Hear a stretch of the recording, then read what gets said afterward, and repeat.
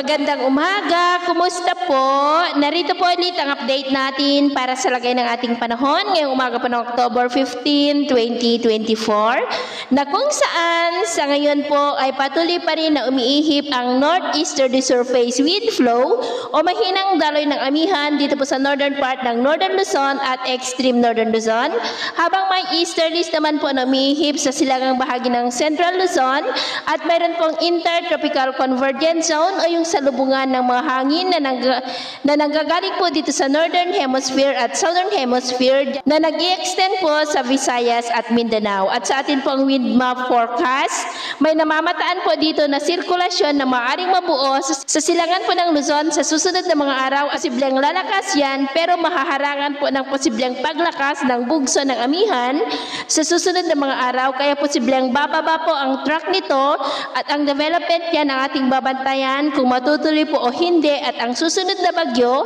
dito sa loob ng ating area of responsibility ay tatawagin po sa local name na Bagyong Christine. At ito nga po ay pinapakita ng forecast model natin pong ginagamit hanggang po sa susunod na 2 linggo.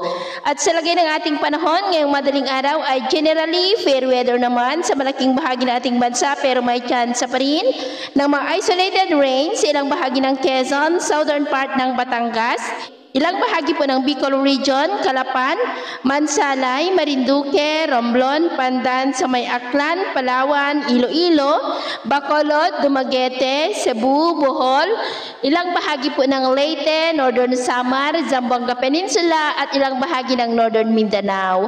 At mamaya po ay sisikat ang araw sa malaking bahagi ng ating bansa pero may chance pa rin ng maulap na kalangitan with isolated rains dyan po sa ilang bahagi ng Southern Luzon, Kabisayaan at Sulu Archipelago. At mamayang hapon, mas maraming lugar na ulit ang makakaranas ng mas maulap na kalangitan with isolated light to heavy rains sa ilang bahagi po ng ating bansa. Kaya kung lalabas po tayo sa ating mga tahanan ay waliin lamang po natin lagi ang magdala ng kahit anong panangga natin sa init ng araw at proteksyon na rin po sa mga biglaang buhos ng ulan.